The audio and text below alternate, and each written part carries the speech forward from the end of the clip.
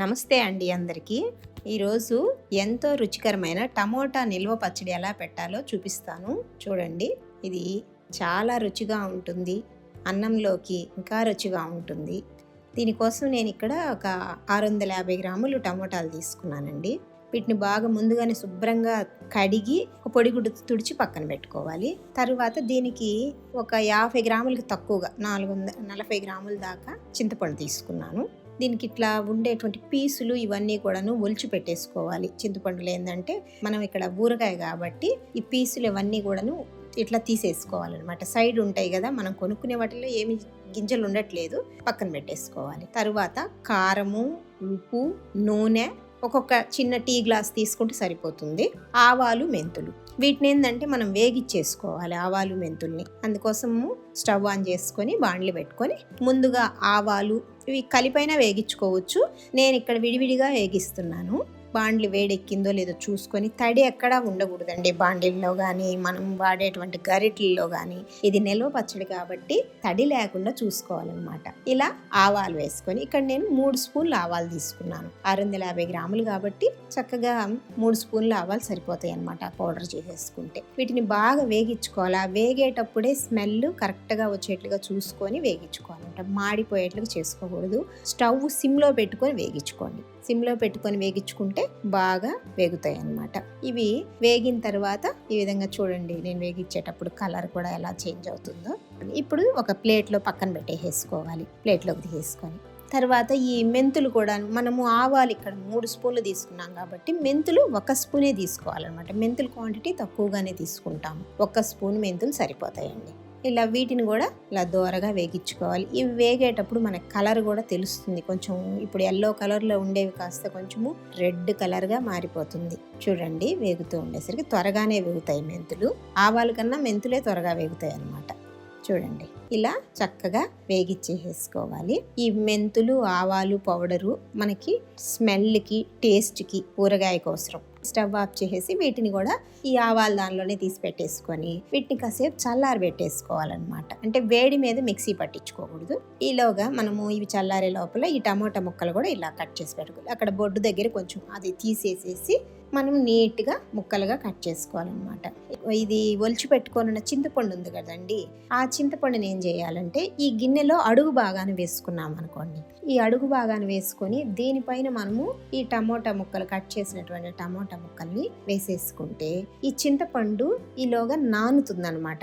ఈ టమాటాలో నుంచి వచ్చేటువంటి రసం ఉంటుంది కదా, మామూలు చింతపండు నీళ్ళల్లో అలా వేయకూడదు, నీళ్ళలో తడపకూడదు. ఇలా చూడండి, గిన్నెలో వేసుకొని దానిపైన టమాటా ముక్కలు వేసామనుకోండి, టమాటాల్లో రసం ఉంటుంది కదా, ఆ రసంతో ఇక్కడ చింతపండు నానుతుంది అనమాట. ఇంతలోపల ఈ చల్లారినటువంటి ఆవాలు మెంతుల్ని ఇలా చక్కగా బ్లెండర్లోనూ మిక్సీలోనూ లేదు ఇంకా దంచి వేసుకున్నారంటే ఇంకా బాగుంటుందండి టేస్ట్. నేను ఇక్కడ బ్లెండర్ యూజ్ చేస్తున్నాను. ఇలా వీటిని మెత్తగానే వేసుకోవాలండి పౌడరు. ఆవాలు మెంతులు బరగ్గా అవసరం లేదు, బాగా స్మూత్గానే వేసి పక్కన ఉంచుకోవాలి. తర్వాత స్టవ్ ఆన్ చేసుకొని ముందు బాండ్లు పెట్టేసేసుకొని మనం ఇక్కడ ఒక టీ గ్లాస్ నూనె తీసుకున్నాను నేను. టీ గ్లాసు నూనె, ఈ నూనె మొత్తం పోసేసుకోవాలి. ఇలా బాండ్లు వేడెక్కాక పోసుకోవాలి. బాండిల్లో కూడా ఎలాంటి తడి ఉండకూడదండి. ఇక్కడ నేను ప్రతిసారి తడి ఉండకూడదని ఎందుకు చెప్తున్నానంటే ఇది నిల్వ పచ్చడి, అందుకని చెప్పేసి ఎక్కడ తడి చేతులతో కానీ తడి పెట్టడం కానీ ఎక్కడ ఉండకూడదు అనమాట. ఈ టమాటా ముక్కలు నూనె వేడెక్కాక ఈ ముక్కలు ఇట్లా బాండిట్లో వేసుకోవాలి. చూడండి, ఇక్కడ మనము టమోటాల్ని వేగించుకుంటూ ఉండడమే అనమాట. ఇక్కడ బాగా కలిపెడతా ఉండాలి. ముక్కలన్నీ ఇలా విధంగా వేసి చింతపండు వేయకూడదు. ఇప్పుడు అడుగును మనకి చింతపండు ఉంది కదండి, ఈ చింతపండు వేయకూడదు. చూడండి, నేను టమోటా ముక్కలు మాత్రమే వేశాను. చింతపండు గిన్నెలో అడుగు బాగా అలాగే ఉంటుంది, ఆ రసము అట్లాగే ఉంటుంది, కొద్దిగా అలాగే ఉండనివ్వండి. అలాగే గిన్నెలో ఉంచేసేసి కాసేపు ఆగాక మనం చింతపండు వేసుకోవచ్చు. ముందు ఈ టమోటాలను బాగా ఇలా జ్యూసీలాగా మెత్తగా ఉడికించాలన్నమాట. ఇదిగోండి, ఈ టమోటాలు ఇలా జ్యూస్లా అయినాక ఈ చింతపండు ఇలా వేసుకోవాలి. ఈ చింతపండు కూడాను ఇంకా ఈ రసంలోనే ఈ చింతపండు అంతా ఉడుకుతుంది అనమాట. నెమ్మదిగా చింతపండు కూడా ఉడుకుతుంది. ఇక్కడ నేను సాల్ట్ తీసుకున్నాను. ఇది 3/4 గ్లాసే తీసుకున్నానండి. అంటే సాల్ట్ ఎక్కువ అవుతుంది కాబట్టి. అదే కళ్ళుప్పుగా వేసే పని అయితే గ్లాస్ నిండుగా వేసుకోవచ్చండి. ఇక్కడ నేను సాల్ట్ వేసాను. సాల్ట్ వేసిన తర్వాత కూడా బాగా కలిగి పెట్టామంటే కొంచెం ఇంకా లూజ్ వస్తుంది మనకి సాల్ట్ వేసిన తర్వాత. చింతపండు వేసినప్పుడు కొంచెం దగ్గరకు వచ్చినట్టు అనిపించినా మరలా సాల్ట్ వేసేసరికి కొంచెం లూజ్ వచ్చినట్టు అనిపిస్తుంది. సాల్ట్ వేసినాక కూడా మరలా ఈ విధంగా టమోటా ముక్కలు, చింతపండు ముక్కల్ని అన్నిటినీ కూడాను మెత్తగా కలిగి తిప్పుకుంటూ ఉండడమేనండి టమోటా ఊరగాయ ప్రాసెస్. నేను ఇక్కడ కారం 1 గ్లాస్ తీసుకున్నానండి. మీరు ఘాటును బట్టి ఏమన్నా మీ కారం కొంచెం ఘాటు తక్కువగా ఉంటే అలాంటప్పుడు ఇంకొద్దిగా వేసుకోవచ్చు. లేదంటే ఈ నేను తీసుకున్న కొలతలకి ఈ టీ గ్లాస్ సరిపోతుందండి. ఈ కారాన్ని కూడా బాగా కలిగి తిప్పేసుకోవాలన్నమాట. ఇట్లా బాగా చూడండి, ఇలా ఈ ఉప్పు, చింతపండు వీటన్నిటిలో కూడా ఈ కారం బాగా కలిసేట్టుగా తిప్పుకోవాలన్నమాట గరిటెతోటి. స్మూత్గా మనం ఇక్కడ ఇంకా దీనికి రోల్ అవసరం లేదు, మిక్సీ అవసరం లేదు, ఏం అవసరం లేదు. గరిటె అన్ని విధాలుగా పనిచేసేస్తుందండి ఇక్కడ. ఇప్పుడు ఈ ఆవాలు, మెంతుల పొడి మనం ఆల్రెడీ వేసి పెట్టుకున్నాం కదా, దీన్ని కూడా ఇది నాకు 1/2 గ్లాస్ దాకా వచ్చిందండి. 2 కలిపి ఈ రెండింటిని కూడాను ఇలా వేసేసుకోవాలి. దీన్ని కూడా బాగా ఎక్కడ ఉండగట్టకుండా, అంటే ఉండేం కట్టదండి కానీ మెత్తగా ఇలా కలిపేసుకోవాలి. చక్కగా మొత్తం కలిసిపోయేట్లుగా కలుపుకోవాలి. మనము దీనికి పోపు కూడా పెట్టుకోవాలి. ఈ పోపు మనం ముందుగా అయినా పెట్టుకోవచ్చండి, ఈ మధ్యలో ఆపి అయినా కూడాను పోపు పెట్టుకోవచ్చు. మనము దీనికి కొంచెం అంటే పోపు గింజలు ముందుగా వేస్తే ఏంటంటే ఇంతసేపు వెనిగేటప్పుడు నలిగిపోవడము, అట్లా పాడవడం అట్లా ఉంటాయని చెప్పేసి మధ్యలో నేను వేస్తానండి. ఇక్కడ కూడాను ఇప్పుడు ఇంకంతా కలిపేసేసాము. మనం తీసుకున్నటువంటి ఇంగ్రీడియంట్స్ అన్నీ కలిపేసాము. దీనికి ఇప్పుడు ఇంకో గిన్నె పెట్టేసేసుకొని ఇందులో కొద్దిగా ఆయిలే తీసుకుంటాము. ఇక్కడ నూనె 1/2 గ్లాస్కి తక్కువగానే నూనె తీసేసుకున్నాను నేను. ఈ నూనె తీసుకొని నూనెని కూడా బాగా వేడెక్కివ్వాలి.